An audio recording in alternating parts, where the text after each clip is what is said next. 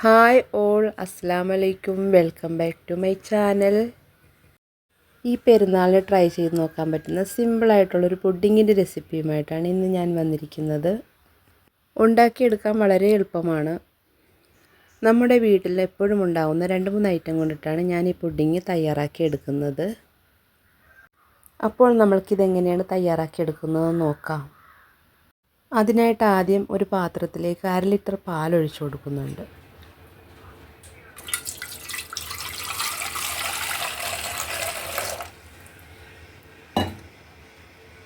ഇനി ഈ പാലൊന്ന് ചൂടായി വരുമ്പോഴത്തേക്ക് ഇതിലേക്ക് മധുരത്തിന് ആവശ്യമായിട്ടുള്ള പഞ്ചസാര ഇട്ട് കൊടുക്കാം. പഞ്ചസാര ഇട്ടതിന് ശേഷം നമുക്ക് നന്നായിട്ടൊന്ന് മിക്സ് ചെയ്ത് കൊടുക്കാം.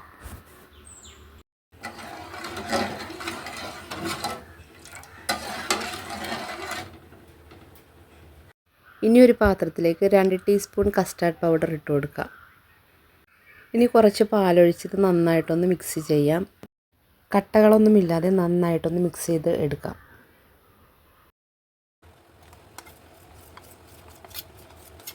നന്നായി മിക്സ് ചെയ്തതിന് ശേഷം നമുക്ക് ഈ പാലിലേക്ക് ഇത് ഒഴിച്ചു കൊടുക്കാം. പാലിലേക്ക് ഒഴിച്ചതിന് ശേഷം നല്ലതുപോലെ മിക്സ് ചെയ്ത് കൊടുക്കാം.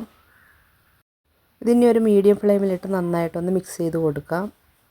ഇതൊരു ക്രീമി കൺസിസ്റ്റൻസിയിൽ ഒന്ന് കുറുക്കിയെടുക്കണം. ഈ ഒരു പരുവമായി വരുമ്പോഴത്തേക്ക് ഇതിലേക്ക് നമുക്ക് കുറച്ച് ബദാം ക്രഷ് ചെയ്തെടുത്തിട്ടുണ്ട്. അത് നമുക്കിതിലേക്ക് ഇട്ട് കൊടുക്കാം. നമുക്ക് ഇഷ്ടമുള്ള നട്ട്സ് ഇതിലേക്ക് ഇട്ട് കൊടുക്കാം. ഇനി ഒരു 2-3 ഡ്രോപ്സ് വാനില എസൻസും കൂടി ഇതിലേക്ക് ഒഴിച്ചു കൊടുക്കാം. അതിനുശേഷം നമുക്കിത് നന്നായിട്ട് മിക്സ് ചെയ്ത് യോജിപ്പിക്കാം. നന്നായി മിക്സ് ചെയ്ത് ഒരു ക്രീമി കൺസിസ്റ്റൻസിയിലാകുമ്പോൾ നമുക്ക് ഫ്ലെയിം ഓഫ് ചെയ്യാം. ഈ ഒരു പരുവമായാൽ മതി, കൂടുതലങ്ങ് കുറുകി പോകണ്ട. ഇതിന് ഫ്ലെയിം ഓഫാക്കിയതിന് ശേഷം തണുക്കാനായിട്ട് മാറ്റി വെക്കാം. ഇനി ഒരു പാൻ വെച്ച് ചൂടായതിന് ശേഷം 1 സ്പൂൺ ഗീ ഒഴിച്ചു കൊടുക്കാം. ഗീ ഒന്ന് മെൽറ്റായി വന്നാൽ നമ്മൾ സ്ലൈസ് ചെയ്ത് വെച്ചിരിക്കുന്ന ബ്രെഡ് ഇതേപോലെ ഓരോന്നും ഇതിലേക്ക് വെച്ച് കൊടുക്കാം. ഇതിൽ കൊള്ളുന്നത്ര ബ്രെഡ് നമുക്കിതിലേക്ക് വെച്ച് കൊടുക്കാം. നിങ്ങൾക്ക് ഈ വീഡിയോ കണ്ടുകൊണ്ടിരിക്കുന്ന സമയത്ത് ഇഷ്ടപ്പെടുകയാണെങ്കിൽ ആ ലൈക്ക് ബട്ടൺ ഒന്ന് ക്ലിക്ക് ചെയ്യാൻ മറക്കരുത്. കൂടാതെ ചാനൽ ഇതുവരെ സബ്സ്ക്രൈബ് ചെയ്യാതെ കാണുന്ന കൂട്ടുകാരാണെങ്കിൽ ഒന്ന് സബ്സ്ക്രൈബ് ചെയ്ത് സപ്പോർട്ടും കൂടി ചെയ്തേക്കണേ.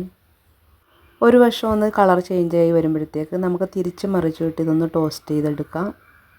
2 വശവും ഒന്ന് കളർ ചേഞ്ച് ആയി വരുമ്പോഴത്തേക്ക് നമുക്കിത് പാലിൽ നിന്ന് മാറ്റാം. ഇനി നമുക്കിതൊന്ന് സെറ്റ് ചെയ്തെടുക്കണം. അതിനായിട്ടൊരു ബൗൾ എടുത്തിട്ടുണ്ട്. ഇതിലേക്ക് നമ്മൾ ടോസ്റ്റ് ചെയ്ത് വെച്ചിരിക്കുന്ന ബ്രെഡ് ഇതേപോലെ ഒന്ന് വെച്ച് കൊടുക്കാം.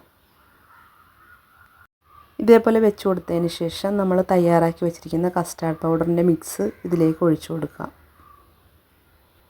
വീണ്ടും നമ്മൾ ഇതുപോലെ ബ്രെഡ് ഒന്ന് വെച്ച് കൊടുത്തതിന് ശേഷം ഇതിൻ്റെ മുകളിലേക്ക് കസ്റ്റാർഡിൻ്റെ മിക്സും കൂടെ ഒഴിച്ചു കൊടുക്കാം.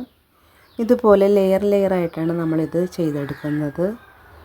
വീണ്ടും ഇതുപോലെ ബ്രെഡ് വെച്ച് കൊടുത്തതിന് ശേഷം നമ്മൾ ഈ മിക്സ് ഒഴിച്ചൊന്ന് സെറ്റ് ചെയ്തെടുക്കാം. ഇതുപോലെ ലെയറായിട്ടൊന്ന് സെറ്റ് ചെയ്ത് കൊടുത്തതിന് ശേഷം നമുക്കിത് ഫ്രിഡ്ജിൽ വെച്ച് തണുപ്പിച്ചെടുക്കാം. അതല്ലാതെ തണുപ്പിക്കാതെയും ഇതെടുക്കാം. വളരെ സിമ്പിളായിട്ട് തയ്യാറാക്കിയെടുക്കാൻ പറ്റുന്ന നല്ല ടേസ്റ്റി ആയിട്ടുള്ളൊരു പുഡിങ്ങാണ്. അപ്പോൾ എല്ലാവരും ഒന്ന് ട്രൈ ചെയ്ത് നോക്കുക. പുതിയൊരു വീഡിയോ ആയിട്ട് വീണ്ടും കാണാം. Thank you for watching.